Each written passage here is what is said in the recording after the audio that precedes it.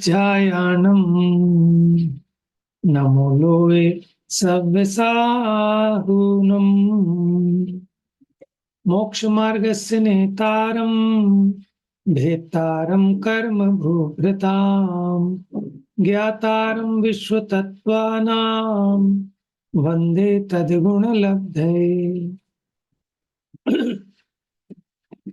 तो यह चौथा अध्याय तत्वार्थ सूत्र जी, जिसमें देवों की चर्चा चल रही है उर्दू लोक में। उर्दू लोक में तो एक वैमानिक,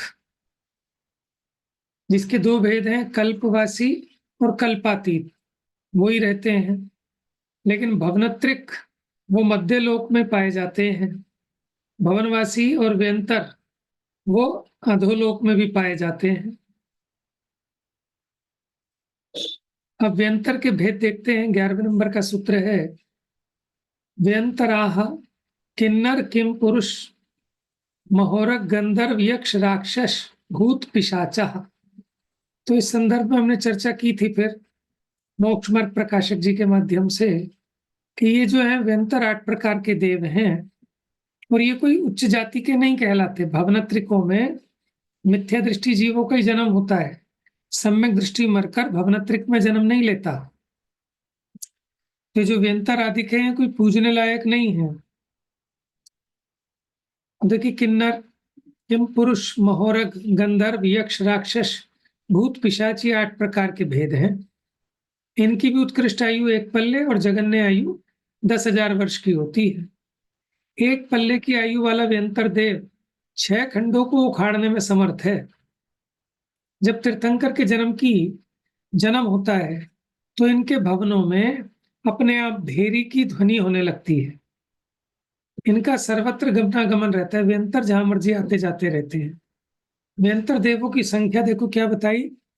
जगत प्रतर को 300 के स्क्वायर का डिवाइड करिए तो इससे जो राशि आएगी वो व्यंतर देवों की संख्या, लेकिन ये असंख्यात निकलेगा।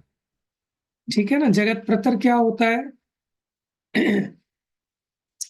7 राजू लंबा, ठीक है, 7 राजू चौड़ा, यानी 7 राजू इंटू 7 राजू, 7 राजू लंबी श्रेणी और 7 राजू चौड़ी हो, उसका जो क्षेत्रफल है वो जगत प्रतर कहलाता है। जगत श्रेणी का वर्ग जगत प्रतर है और जगत श्रेणी का घन लोक है। ठीक है। 7 गुना 7 गुना 7 343 राजू वो तीनों लोकों का घन है। देखिए, किन्नर कौन होते हैं? गायन आदि में रति करने वाले। ये तीर्थंकरों के कल्याणक में गाते हैं। किम पुरुष ये प्राय मैथुन में रुचि रखने वाले हैं। महोरग सर्पाकार विक्रिया करने में रुचि रखने वाले होते हैं, माने इस प्रकार की विक्रियाएं करने में इंटरेस्टेड रहते हैं। गंधर्व इंद्रादिक के गायकों का काम करते हैं। ठीक है, ये उन्हें संगीत सुनाते हैं, वो गीत सुनाते हैं। यक्ष यक्ष लोक की मात्रा अधिक होती है, भांडागार में नियुक्त किए जाते हैं। देखो, वैसे तो भांड माने तो बर्तन होते हैं, अब ये तो भंडार होना चाहिए। राक्षस भीषण विक्रिया करना प्रिय होता है। अब आइए, ज्योतिषी क्यों कौन है? ज्योतिषी के 5 भेद हैं। इनका नाम भी ज्योतिषी इसलिए पड़ा है क्योंकि ये ज्योतिर्मान होते हैं। ज्योतिष कहा सूर्य चंद्रमसौ ग्रह नक्षत्र प्रकीर्णक तारकाश्च, यानी सूर्य चंद्रमा ग्रह नक्षत्र और प्रकीर्णक। प्रकीर्णक माने तारे, प्रकीर्णक माने बिखरे हुए। मेरु प्रदक्षिणा नित्य गतियों निर्लोके, निर्लोक मैंने जहां तक मनुष्य पाए जाते हैं 2.5 द्वीप को नरलोक कहते हैं। तो ये जो हमने ज्योतिषी बताए, ये मेरु की प्रदक्षिणा करते हैं और निरंतर गतियों गतिमान रहते हैं। लेकिन किसमें? नरलोक में। नरलोक मैंने 2.5 द्वीप में। और 2.5 द्वीप के बाहर जो ज्योतिषी देव हैं वो गमन नहीं करते, स्थिर रहते हैं। तत्कर्ता काल विभाग, तो इनके द्वारा ही काल का विभाग होता है। किसके द्वारा? इनकी गति गमन के कारण। जो ज्योतिषी हैं इनके विमानों के गमन के कारण काल का विभाग होता है।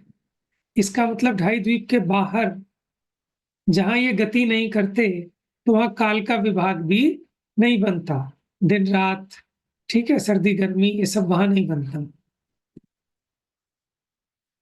आ गया बहिर्वस्थितः। तो मनुष्य लोक के बाहर जितने ज्योतिषी देव हैं उनके विमान स्थिर रहते हैं, गतिमान नहीं होते।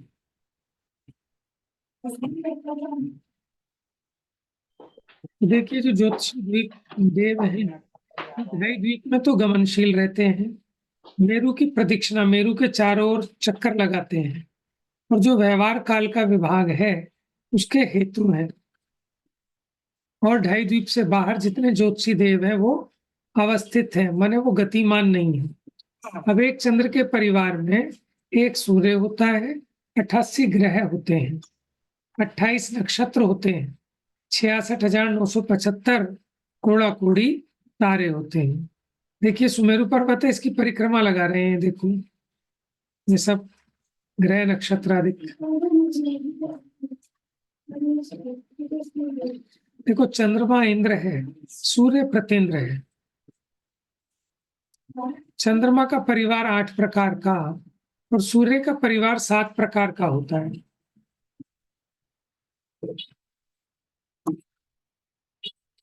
देखो दो तो कम हो गए ना इसमें, कौन कौन से? त्रयस्त्रिंश और लोकपाल, वो नहीं होते, तो 8-8 प्रकार के भेद होने चाहिए।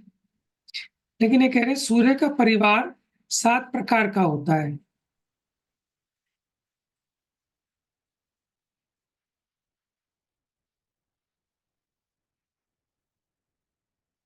तो उन्होंने 7 प्रकार क्यों कहा?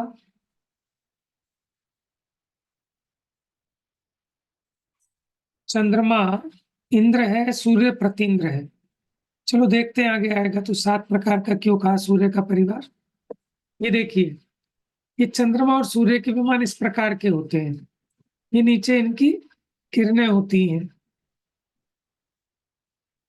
ये भी हमने पढ़ा था कि इसके जो वाहक है, एक तरफ अश्वाकार 4000 वाहक है, सिंह के आकार में 4000 वाहक, इधर वृषभाकार, तो ऐसे चारों तरफ से उसको धकेलते हैं। ये गजाकार 4000 वाहक। सूर्य और चंद्रमा के विमानों को 16,000 आभि योग्य जाति के देव, ठीक है, हर एक दिशा में 4-4 हजार, इसको धकेलते हैं। सूर्य की भी 12,000 किरणें, चंद्रमा की भी 12,000 किरणें। अब देखिए ढाई द्वीप में कितने सूर्य और कितने चंद्रमा है। देखिए जम्बू द्वीप में 2 सूर्य 2 चंद्रमा, फिर लवण समुद्र में 4-4 हो गए, फिर धातकी खंड में 12 हो गए, फिर 42 हो गए, ठीक है। तो कितने हो गए देखो, 4 2 6, 2 8, 2 10, 60 हो गए। 60 और 72, 132। तो ढाई द्वीप में टोटल 132 सूर्य है, 132 चंद्रमा है।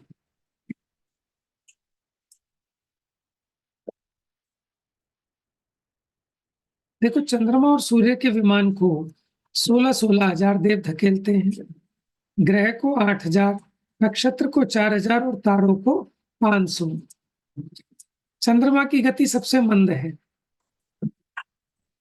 सूर्य थोड़ा उससे तेज है।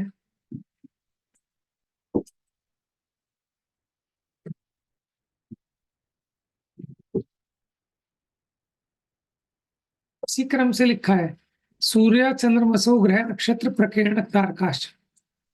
तो इसी क्रम में यहाँ बताया। अच्छा, यहाँ क्रम थोड़ा चेंज हो गया, पहले चंद्रमा आ गया। अदरवाइज सूत्र में क्या है, सूर्य चंद्रमसो ग्रह नक्षत्र प्रकीर्ण तारे, बाकी तो सब ठीक है। लेकिन सूर्य से पहले चंद्रमा आ गया जिसकी गति सबसे कम है, फिर ये इनकी गति तीव्र तीव्र है गमन करने की। इसकी 15 गलियां होती हैं चंद्रमा की, सूर्य की 184 गलियां, ग्रहों की 8, नक्षत्र उसी पथ में और तारे भी उसी पथ में गमन करते हैं। देखिए भूमि से अपनी जो चित्रा पृथ्वी है, वहां से सबसे पहले 790 योजन की ऊंचाई पर पड़ते हैं तारे। ठीक है। फिर उस तारों के ऊपर 10 योजन चलने पर फिर सूर्य के विमान है। फिर सूर्य के विमान से 80 योजन और ऊपर जाकर चंद्रमा का विमान, ठीक है। फिर उससे 4 योजन ऊपर जाकर नक्षत्र है और उससे 4 योजन ऊपर जाकर ग्रह है।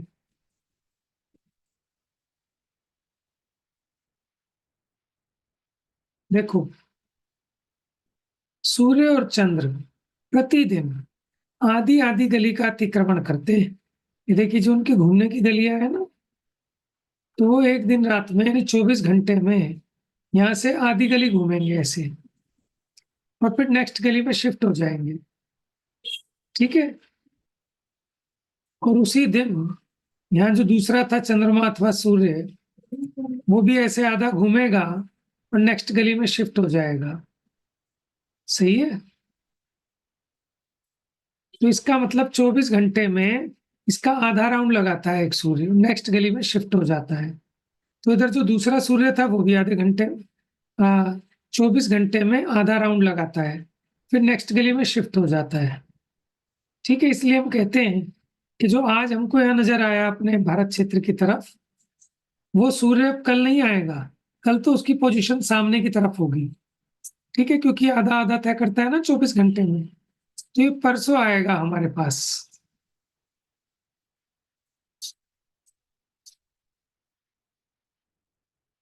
सूर्य व चंद्र प्रतिदिन आधी आधी गली का अतिक्रमण करते हैं। द्वीप व समुद्रों के अपने अपने चंद्रों में से आधे एक भाग में और आधे दूसरे भाग में पंक्ति क्रम से संचार करते हैं। देखो, जब इतने सारे होते हैं ना द्वीप और समुद्र, माने 2.5 द्वीप तक तो है ही जो गतिमान है, तो कुछ तो ऐसे हैं कि जो द्वीपों के ऊपर आते हैं, कुछ समुद्रों के ऊपर आते हैं। द्वीप व समुद्रों के अपने अपने चंद्रों में से आधे एक भाग में, माने जो हाफ हाफ करते हैं ना, तो यह बताएंगे आधे इस एक भाग में और आधे इधर एक भाग में संचार करते हैं, पंक्ति क्रम से संचार करते हैं। जम्बू द्वीप में 180 योजन और लवण समुद्र में 330 योजन इनका संचार क्षेत्र है। ये जो घूमते हैं ना इस प्रकार से, तो कुछ इनका पार्ट कितना 180 योजन जम्बू द्वीप में पड़ती है इनकी गलियां, और बाकी लवण समुद्र के ऊपर इनकी गलियां हैं 330 योजन। तो कुल मिला के 510 योजन इनका संचार क्षेत्र है। भैया हाँ जी। भैया लवण समुद्र के पास तो अपने सूर्य चंद्र हैं, तो फिर ये यहाँ के सूर्य चंद्र उधर क्यों जाते हैं? नहीं, एक्चुअल में क्या है कि जो हमारे वाले सूर्य चंद्र है ना, जब वो गति करते करते उसकी 184 गलियां हैं, ठीक है, ऊपर आकाश में। तो वो जो 184 गलियां हैं, तो कुछ गली जो लवण समुद्र की स्टार्टिंग है, वहां उसके 330 योजन तक उसका संचार क्षेत्र है। वैसे कितना लवण समुद्र 2 लाख योजन का है, तो 2 लाख योजन में 330 तो बूंद बराबर है, ठीक है ना। तो है, ऑटोमेटिक है। उसके अलावा लवण समुद्र के अपने और है कितने, 4 4। मतलब इसको ऐसे समझो जैसे मैं अपने छत के कोने पे लाइट जलाऊं तो पड़ोसी के छत पे भी थोड़ी सी चली गई। थोड़ी सी आएगी, लेकिन ये तो कह रहे हैं कि लाइट भी थोड़ी सी पड़ोसी की छत के ऊपर को है ना। मान लो ऐसे जैसे मैंने अपने घर में झूला लगाऊं तो मेरा झूला थोड़ा सा उधर को भी चला जाए झूलते झूलते। राइट। अब देखिए इसमें विशेष,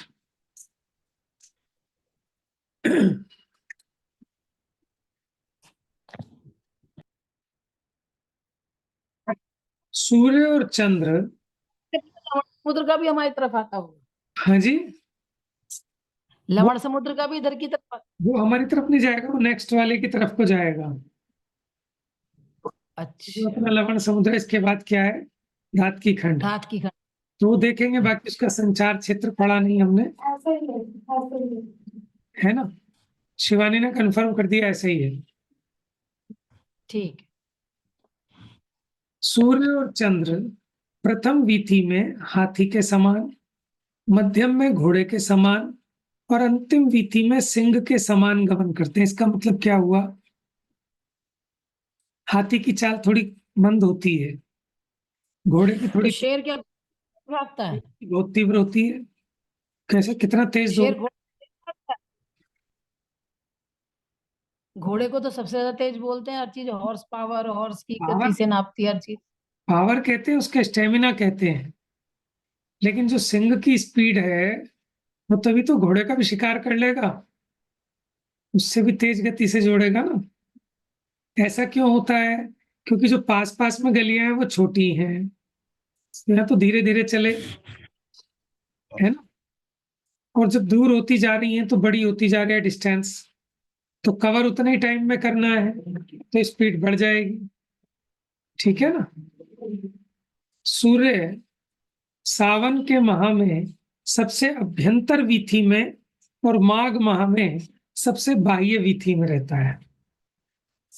यानी देखो, माघ में होती है ठंड और सावन में आती है गर्मी।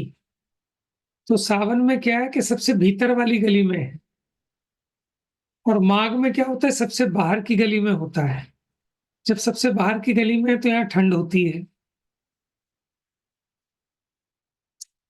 देखो, जब सूर्य सबसे अंदर वाली वीथी में होता है तो दिन 18 मुहूर्त का होता है और रात 12 मुहूर्त की होती है। माने दिन बड़ा होते हैं और रात छोटी होती है, क्योंकि सबसे अंदर है ना सूर्य।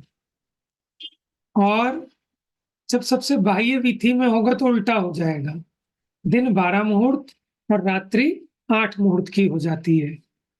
18 और 12 30, 30 मुहूर्त में एक दिन रात होता है। 24 घंटे इज इक्वल टू 30 मुहूर्त। भैया, जी। पर ये तो केवल अपने इधर ही भारत में ही अप्लाई हो रहा है, जो और दूसरे देश हैं वहां तो ये चीज अप्लाई नहीं हो रही। उसका और रीजन, जबकि है तो क्षेत्र में ही। उसका रीजन क्या है कि उनके आसपास अगर कोई बहुत बड़े विशेष माने पहाड़ या कोई और ऐसे प्राकृतिक रीजन हो सकते हैं कि जिसकी वजह से उनको रोशनी तभी आएगी कि जब उनके सर पे आए। और कुछ जगह तो ऐसी हैं कि जहाँ 12 महीने में 1 महीने ही सूर्य निकलता है, 11 महीने सूर्य दिखता ही नहीं। भैया, या हाँ जैसे जी। वैसे सब या जगह जैसे ऐसा ही होता है। अभी कनाडा के अंदर भी ना इन्हीं दिनों के अंदर सबसे ज्यादा ठंड पड़ती है, सबसे ज्यादा स्नो पड़ती है। और वहां पे भी जब गर्मियां होती हैं तो दिन रात मतलब जो दिन निकलता है रात को 9:30 बजे तक दिन निकलता है। 9:30 बजे दिन छिपना होता है और 9:30 बजे तक छिप जाता है, मतलब करीब 18 घंटे का दिन रहता है। रात बहुत छोटी होती है। और वहां पे भी जैसे इन्हीं दिनों गोवा में वहां तो ठंडी नहीं पड़ती। कहाँ पे? वो गोवा है, मुंबई है, वहां तो ठंडी नहीं पड़ती। उसका केरल रीजन है, वहां भी दूसरा ठंडी है। नहीं। उसका रीजन दूसरा है। उसका रीजन है उसके पास में समुद्र है। तो जहां कहीं भी समुद्र नजदीक होता है वहां टेम्परेचर मेंटेन रहता है, वहां सदाबहार एक जैसा रहता है। तो उसमें तो टेम्परेचर का रीजन दूसरा हो गया। मतलब वो सूरज की किरणों को फेल कर देते हैं, उनसे ज्यादा पावरफुल समुद्र का मौसम हो जाता है। देखो, इस पावर अपनी हर किसी की अलग अलग है। वहां रीजन क्या है कि वो तापमान मेंटेन रहता है पानी की वजह से। आप देख लो, जितने भी आपके जहाँ कहते हो ना कि जहाँ ठंड नहीं पड़ती ना ज्यादा गर्मी पड़ती, वो सारे के सारे ऐसे क्षेत्र हैं कि जिनके नजदीक समुद्र है। जैसे बंबई, ना ज्यादा ठंड पड़ती ना ज्यादा गर्मी। जैसे गोवा, ना ज्यादा ठंड पड़ती ना ज्यादा गर्मी। तो ऐसे जो क्षेत्र होंगे आपके समुद्र के नजदीक, तो वहां उसकी वजह से ऐसा रीजन रहता है। क्योंकि देखो, ये तो एक कारण बताया, उसके अलावा और बहुत सारे कारण होते हैं। कि मानो जो पहाड़ है, कोई बड़े पहाड़ की ओट में अगर कोई ऐसा देश है तो वहां बहुत कम निकलेगा दिन। ठीक है ना। सूर्य निकलेगा कब? कि जब बिल्कुल उसके सर पे आएगा तभी वहां प्रकाश होगा, नहीं तो नहीं होगा। तो वो अदर रीजंस है। लेकिन यहाँ जो बताइए एक सामान्य बात है देखो ये जो 18 मुहूर्त का, सब जगह थोड़ी ना 18 मुहूर्त होता है। हर एक जगह आप ये देखो वो ग्रीनविच का जो टाइम है, और हर एक जगह में टाइम आगे पीछे हो रहा है ना, तो वो तो अपनी अपनी सेटलमेंट के लिए हमने वो एक निर्धारण किया हुआ है स्टैंडर्ड टाइम।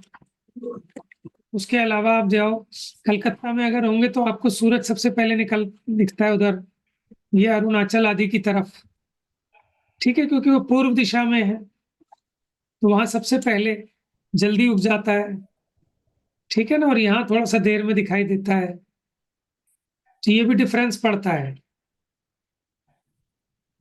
तो ये तो इसका सामान्य। उल्लेख नहीं है शास्त्रों में? हाँ जी। अपने शास्त्रों में इस चीज का उल्लेख नहीं है? नहीं, इसके इस तरह से नहीं है ना, ये तो बहुत छोटा सा भूगोल है। अब अगर इतना उसमें जाएंगे तो कैसे कर पाएंगे। ये तो एक बहुत बड़े लेवल की बातें हैं ये जो आपको बता रहे हैं। ये तो हम इंडिया का मैप देख रहे हैं, तब हम उसको देखेंगे, ठीक है ना, तो वो तो फिर विशेष कथन बहुत होता। तो मूल ग्रंथों में तो इस प्रकार का नहीं है कि इस तरह से बताया जाए।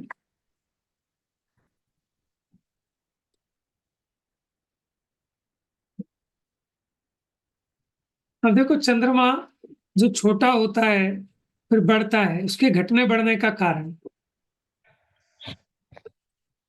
तो कहते हैं चंद्रमा की 16 कलाएं हैं, जिसमें एक एक दिन में एक एक भाग स्वयं कृष्ण रूप और उसके बाद स्वयं श्वेत रूप परिणमित होता है। देखो ये तो एक बात कही इन्होंने कि वो स्वयं काले रूप परिणमित हो जाता है श्वेत रूप, लेकिन हमने तो यही पढ़ा है जो लिखा अन्य आचार्य के अनुसार, राहु जो चंद्रमा का विमान गमन करता है ना, उसके नीचे नीचे राहु का विमान आ जाता है, तो वो जिसको जितना जितना ढकता जाता है, ठीक है ना, वो उतना उतना काला होता जाएगा। आपको जो रिमेनिंग पार्ट नजर आता है, ठीक है, आप देखना है गोल चीज के आगे दूसरी गोल चीज लाना, ठीक है, तो वो क्रिसेंट मून हो जाएगा, हाफ मून हो जाएगा। फिर वो गति करते करते थोड़ा थोड़ा उनकी चाल में डिफरेंस होने से वो एक दिन पूरा ढक लेता है, उस दिन अमावस्या होती है। फिर उनकी चाल में डिफरेंस होने से थोड़ा थोड़ा हटता है, तो वो उसका प्रकाश दिखाई देता है, उसको कहते हैं कि छोटा सा निकला है। तो वो 15 गलियां हैं, तो क्रम से एक एक दिन एक एक भाग को कवर करता चलता है, फिर एक एक भाग को छोड़ता चलता है, जिसके कारण हमको चंद्रमा का आकार छोटा और बड़ा दिखाई देता है। देखो ज्योतिषी देव भी असंख्यात है, काउंटिंग नहीं कर सकते उसका, लेकिन फार्मूला दे दिया, जगत प्रतर को 256 सूच्य अंगुल के वर्ग से भाग दें, तो जो राशि आएगी वो ज्योतिषी देवों की संख्या है। अब देखिए चक्रवर्ती द्वारा सूर्य के विमान में जिनबिंब दर्शन, चक्रवर्ती अपने 84 खंड के महल की छत पे खड़ा होकर, ठीक है, जब सूर्य इधर उदित होता है और अपनी भीतर वाली गली में होता है, देखो ये भरत क्षेत्र के चक्रवर्ती की बात है।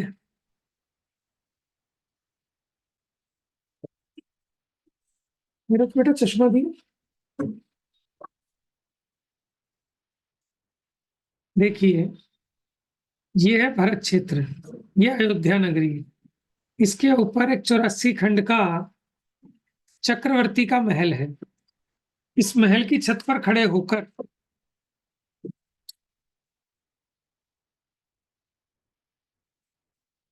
ये देखिए, ये आपका ये निषद पर्वत है,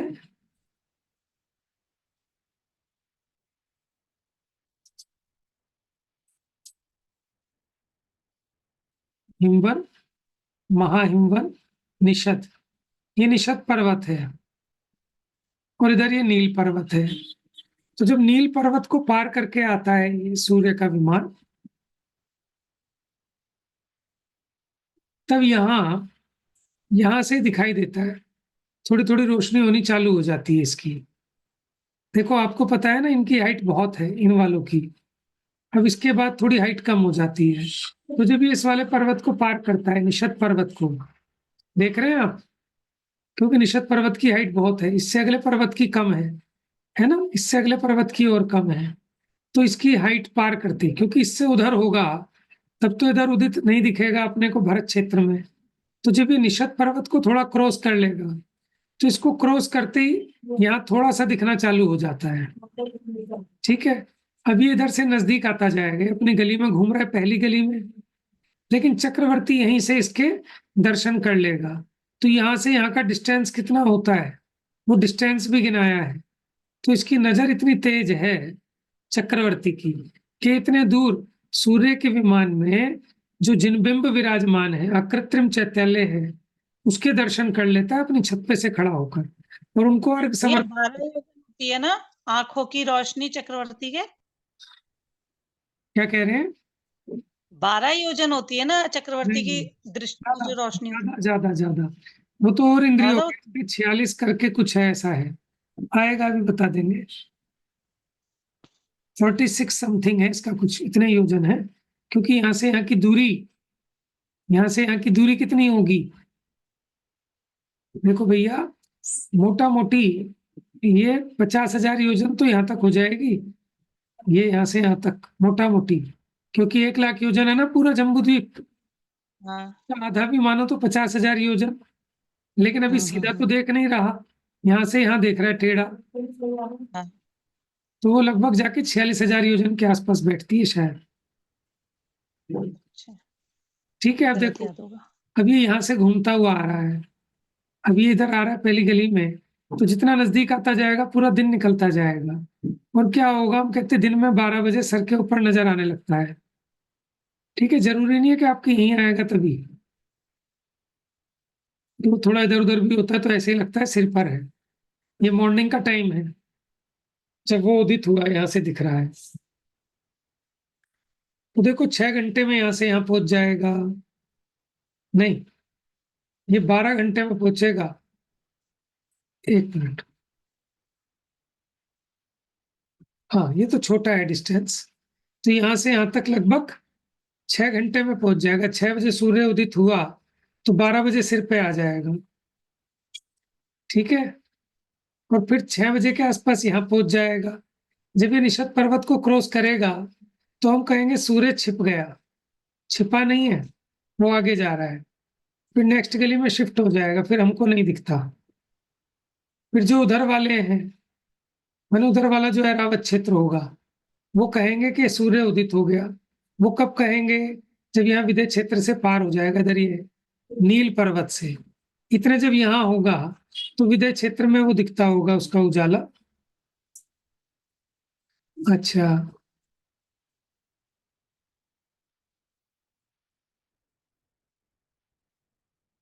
चलिए, भैया दोनों सूर्य साथ साथ चलते हैं?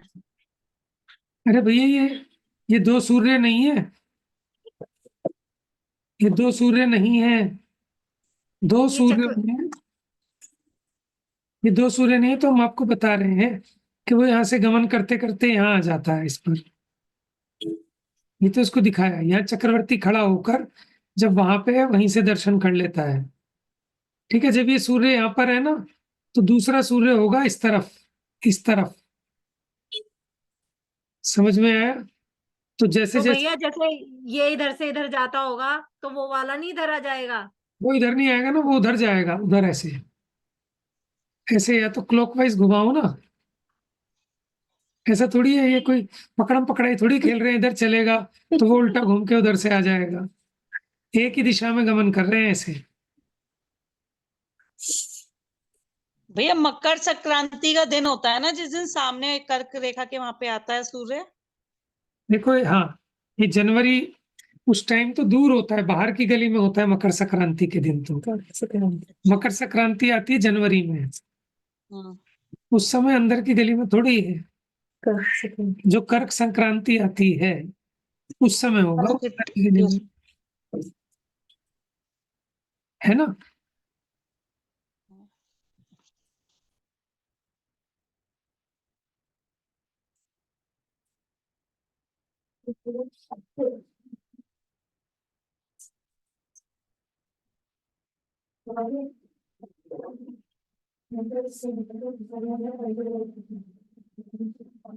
चलिए, भवनत्रिक में उत्पत्ति का कारण,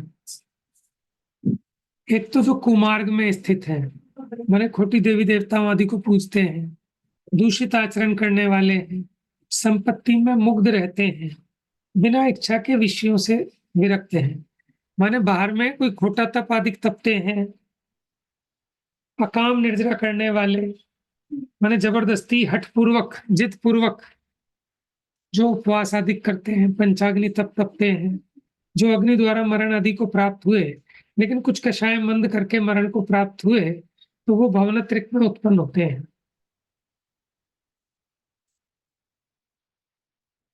इन्होंने क्या किया है, तो मलिन बुद्धि जीव, लेकिन कषाय और इंद्रिय रूपी घोड़ों के आक्रमण को मंद किया, कषाय को थोड़ा घटाया है, क्योंकि मंद कषाय से ही जा सकते हैं भवनत्रिक में, नहीं तो देव गति में क्यों जाएगा। अब चर्चा प्रारंभ होती है वैमानिका, चौथे निकाय के देव भैया वैमानिक है। पूछिए। भैया मुझे ये समझ नहीं आया इसका अवनत्रिक में उत्पन्न होने के कारण। देखो, देव गति में कोई भी जाएगा तो पुण्य के फल में जाएगा, ठीक है। पुण्य तो के, इसमें तो ये लिखा हाँ, वो इसलिए लिखा है, दूषित आचरण है। खोटा तप अधिक तपते हैं ना, या काम निर्जरा करते हैं, तो ऐसे जितने भी इस प्रकार के हैं, क्योंकि देखो ये देव गति में तो गए, लेकिन ये नीची जाति के देव कहलाते हैं, भवनवासी व्यंतर ज्योतिषी।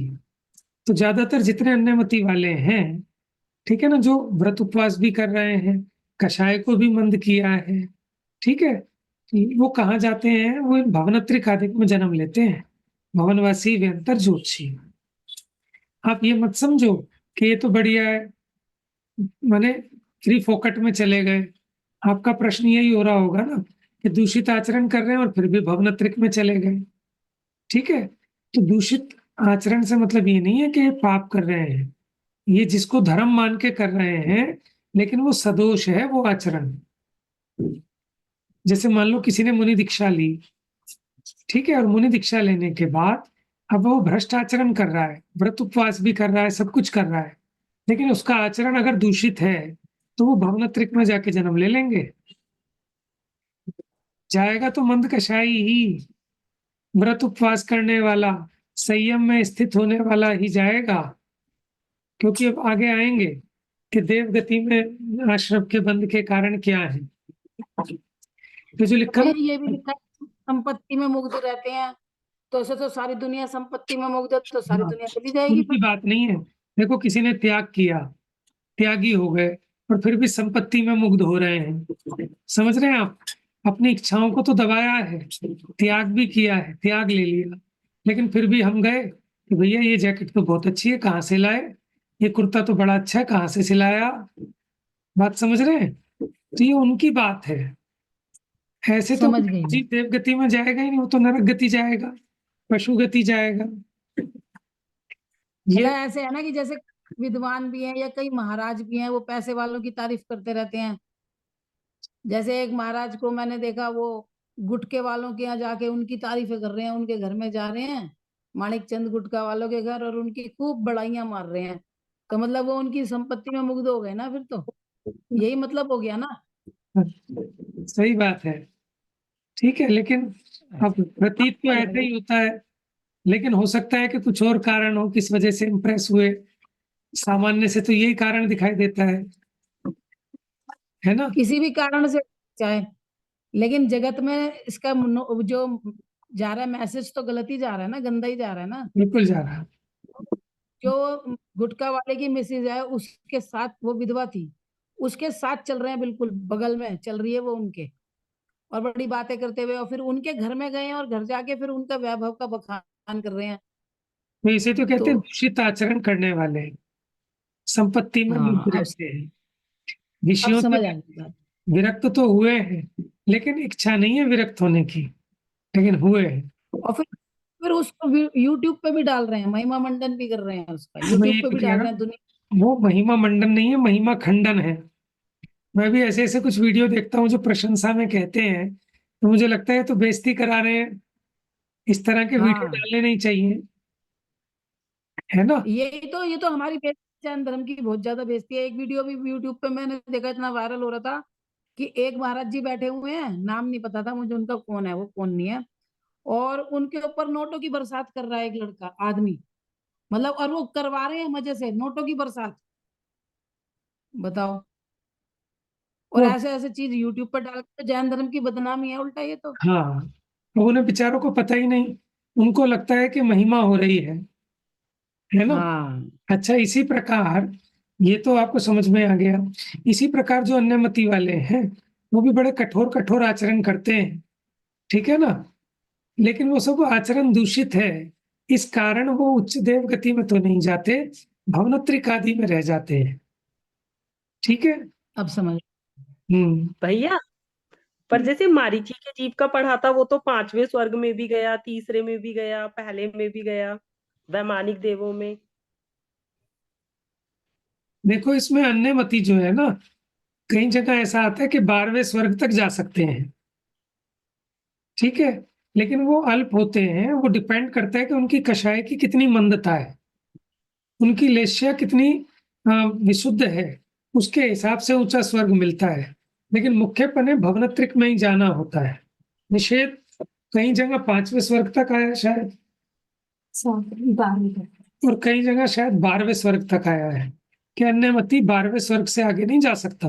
और हमारा जो जैन श्रावक है ना, वो 16वें स्वर्ग तक भी जा सकता है। कौन? कपड़ेधारी, कपड़े सहित नवग्रह तक। नहीं, नवग्रह नवग्रह तो मुनि में मुनि जा सकते तो हैं, मुनि कपड़े वाला नहीं जा सकता, 16वें स्वर्ग से ऊपर नहीं जा सकता। 16वें स्वर्ग में द्रव्यलिंगी अपनी, मुनि जा सकता है ना, मिथ्या दृष्टि भी होके। है जी। द्रव्यलिंगी मुनि जा सकता है ना 9वें ग्रह तक। हाँ वो हाँ, तो मुनि जा सकते हैं ग्रह। मतलब कहने की बात 16 है, स्वर्ग कपड़े वाला 16वें से आगे नहीं जा सकता, लेकिन 16वें तक हाँ भी जिन मतावलंबी जाएगा। अन्यमति 12वें स्वर्ग से ऊपर नहीं जा सकता, समझ में आया ना। लेकिन अभी इस पंचम काल के जीव तो इतने ऊंचे स्वर्ग तक जाते भी नहीं। 16वें में सीता जी गई है ना। सीता जी गई हैं, आर्यका माता 16वें से ऊपर नहीं जा सकती क्योंकि वस्त्र सहित है। हम्म देखो, अब समझ में आ एक वीडियो मैंने देखा, उसमें एक महाराज जी दूसरे महाराज जी से मिले, तो आंखों से ऐसे आंसू टपक रहे हैं, ठीक है ना। और मतलब उसको हम सब मानते हैं कि बहुत अच्छा है, बहुत अच्छा है, देखो देखो। लेकिन ये तो बहुत दोषवान हो गया बहुत दूर कि है, सही बात। हमारे महाराज वैरागी होते हैं, और वैरागी ऐसे नहीं रोते जैसे बेटी विदाई हो गई तो माँ रोती है, ऐसे नहीं रोते, और ऐसे गले भी नहीं मिलते। क्या कहा?